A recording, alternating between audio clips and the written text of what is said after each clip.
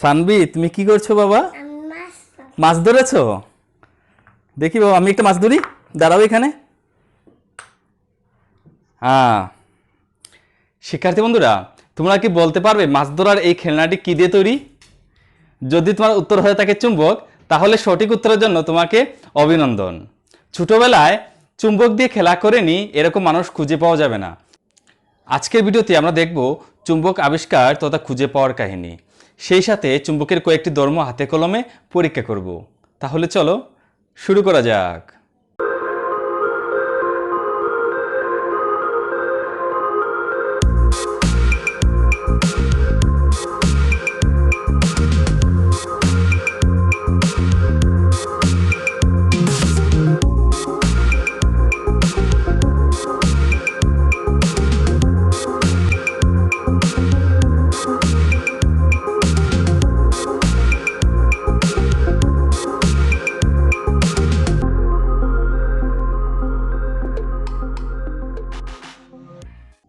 প্রাচীন গ্রীসে ম্যাগনেসিয়া নামে এক প্রদেশ ছিল।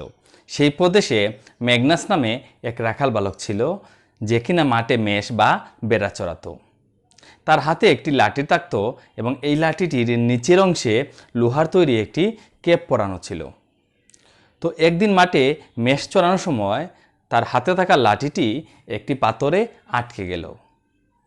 সে অনেক চেষ্টা করে পা দিয়ে ধাক্কা দিয়ে সেই লাঠিটিকে পাথর হতে মুক্ত করল, কিন্তু তার পায়ের জুতাটি সে সময় পাথরে আটকে গেল। সে লক্ষ্য করল এই পাথরটি কেবলমাত্র লোহা এবং লোহার তৈরি বস্তুকে আটকে রাখে। এই ম্যাগনাসের নামানুসারে পরবর্তীতে এই পাথরটির নাম রাখা হলো ম্যাগনেট, আর ম্যাগনেটে বাংলা প্রতিশব্দ হলো চুম্বক। আর এভাবে আবিষ্কৃত হয়ে গেল চুম্বক। পরবর্তীতে দেখা গেল এই চুম্বক লোহা, স্টিল, নিকেল, কোবাল্ট ইত্যাদি পদার্থ এবং এসব পদার্থ থেকে তৈরিকৃত বিভিন্ন বস্তুকে আকর্ষণ করতে পারে। চুম্বকের এই আকর্ষণ করার ধর্মকে বলা হয় চুম্বকত্ব। আর চুম্বক যে সকল পদার্থকে আকর্ষণ করতে পারে তাদেরকে বলা হয় চৌম্বক পদার্থ, আর যে সকল পদার্থকে আকর্ষণ করতে পারে না তাদেরকে বলা হয় অচৌম্বক পদার্থ। তাহলে চলো শিক্ষার্থী বন্ধুরা, চুম্বকের কয়েকটি পরীক্ষা হাতে কলমে করা যাক। তো এর আগে আমরা এখানে দেখে নেই, এখানে কয়েক ধরনের চুম্বক আছে, এগুলোর নাম একটু দেখে নেই। এই দুটো চুম্বককে বলা হয় দণ্ডাকৃতি চুম্বক, কারণ এগুলো দেখতে দণ্ডের মতো, এবং এই ডিমের মতো দেখতে এই দুটো চুম্বককে বলা হয় ডিম্বাকৃতি চুম্বক, এবং রিং আকৃতির এই চুম্বকগুলোকে বলা হয় রিং আকৃতির চুম্বক। তো আমাদেরকে এবং আমাদের আশেপাশে যত ধরনের বস্তু আছে, পাশাপাশি এই চুম্বকগুলো এবং এই লোহারগুলোকেও পৃথিবী তার মহাকর্ষ বলের দ্বারা পৃথিবী পৃষ্ঠে আটকে রেখেছে, তাই না? এবার আমরা যদি এটি চুম্বক দ্বারা এর কাছাকাছি আনি তখন কি হয় দেখো শিক্ষার্থী বন্ধুরা, এই চুম্বকটি পৃথিবীর মহাকর্ষ বলের বিরুদ্ধে কাজ করে এই লোহারগুলোকে পৃথিবী পৃষ্ঠ হতে উপরে উঠিয়ে দিল, তাই না? কাজেই এই চুম্বক দ্বারা কাজ করা যায়, আর কোনো বস্তুর কাজ করার সামর্থ্যকে শক্তি বলে। কাজেই এই চুম্বক এক প্রকার শক্তি। তোমরা জেনে অবাক হবে, পৃথিবীর মহাকর্ষ বলের তুলনায় এই বল অনেক শক্তিশালী। 10⁻36 গুণ, অর্থাৎ ট্রিলিয়ন ট্রিলিয়ন ট্রিলিয়ন গুণ শক্তিশালী এই চুম্বক বল। তাহলে শিক্ষার্থী বন্ধুরা, এই চুম্বকগুলোকে সরিয়ে আমরা এবার এখানে কতগুলো লোহার গুঁড়া রেখে দিলাম। এবার একটি দণ্ডচুম্বককে এর কাছাকাছি আনি এবং কি ঘটছে একটু পর্যবেক্ষণ করি।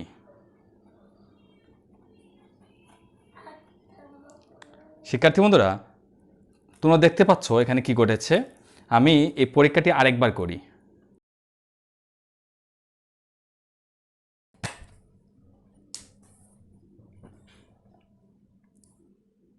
আরও একবার এই লোহার গুঁড়ার কাছাকাছি এই চুম্বকগুলোকে আনা হলো।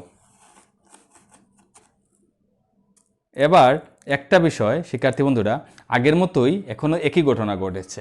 তো এবার যদি আমি তোমাদেরকে প্রশ্ন করি যে চুম্বকের আকর্ষণ ক্ষমতা কোন প্রান্তে বেশি, তো শিক্ষার্থী বন্ধুরা, যদি তোমার উত্তর হয়ে থাকে দুই প্রান্তে বেশি, তাহলে সঠিক উত্তরের জন্য তোমাকে অভিনন্দন। এই দুই প্রান্তের একটিকে বলা হয় উত্তর মেরু এবং অন্যটিকে বলা হয় দক্ষিণ মেরু।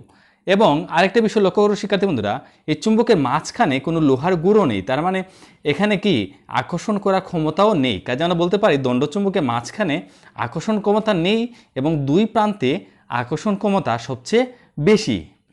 এবার দুটি চুম্বকের একই প্রান্তকে, অর্থাৎ এখানে যে চুম্বকটি দেখতে পাচ্ছ এখানে লেখা আছে এন, অর্থাৎ এটি হচ্ছে নর্থ পোল অর্থাৎ উত্তর মেরু, এবং এখানে লেখা আছে এস অর্থাৎ এটি হচ্ছে দক্ষিণ মেরু।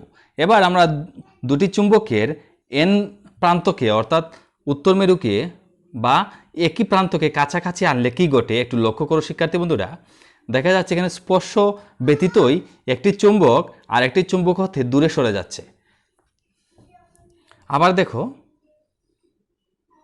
এখানে স্পর্শ না করা সত্ত্বেও একটি চুম্বক আর একটি চুম্বক হতে দূরে সরে যাচ্ছে। তাহলে আমরা বলতে পারি যে চুম্বকের একই মেরু পরস্পরকে বিকর্ষণ করে। আমরা এবার দক্ষিণ মেরুকে কাছাকাছি আনি। দেখো কি হচ্ছে, একই মেরু পরস্পরকে বিকর্ষণ করে দূরে সরিয়ে দিচ্ছে। তাহলে আমরা বলতে পারি যে চুম্বকের একই মেরু বা সমমেরু পরস্পরকে বিকর্ষণ করে। এবার আমরা বিপরীত দুটি মেরুকে কাছাকাছি আনি, অর্থাৎ একটি হচ্ছে দক্ষিণ মেরু এবং একটি হচ্ছে উত্তর মেরু। কাছাকাছি আনলে কি ঘটে দেখো শিক্ষার্থী বন্ধুরা, কি করলো, দুটি বিপরীত মেরুকে কাছাকাছি আনলে তারা পরস্পরকে বিকর্ষণ করে।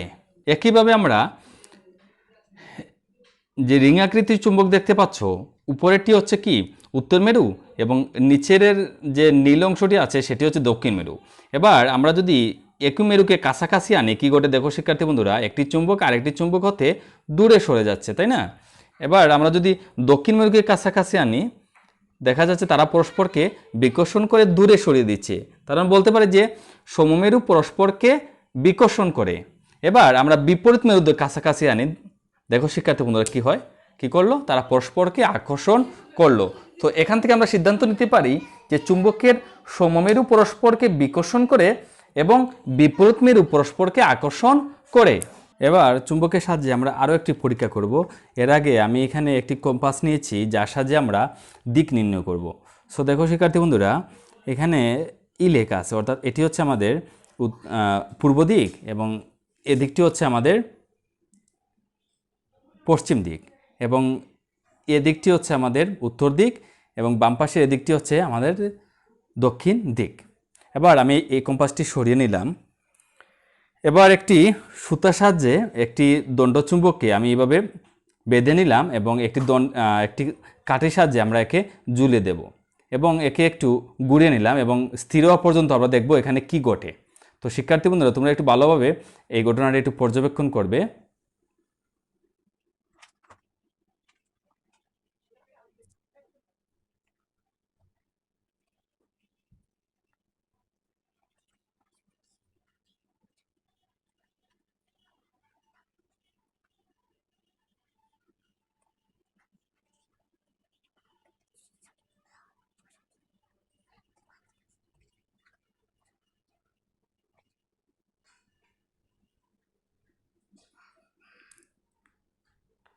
তো শিক্ষার্থী বন্ধুরা তোমরা দেখতে পাচ্ছ চুম্বকের এই উত্তর মেরুটি আমাদের পৃথিবীর উত্তর দিকে রয়েছে এবং এই চুম্বকের এই দক্ষিণ মেরুটি আমাদের পৃথিবীর দক্ষিণ দিকে রয়েছে, ঠিক না? এই পরীক্ষাটি যদি আমরা আরও একবার সম্পন্ন করি তাহলে দেখো কি হয়।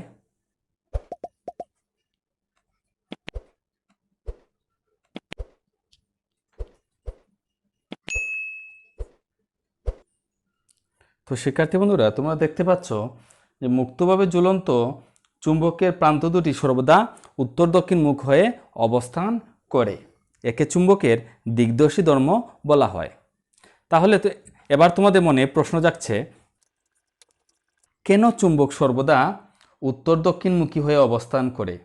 আমরা জানি চুম্বকের সমমেরু পরস্পরকে বিকর্ষণ করে এবং বিপরীত মেরু পরস্পরকে আকর্ষণ করে।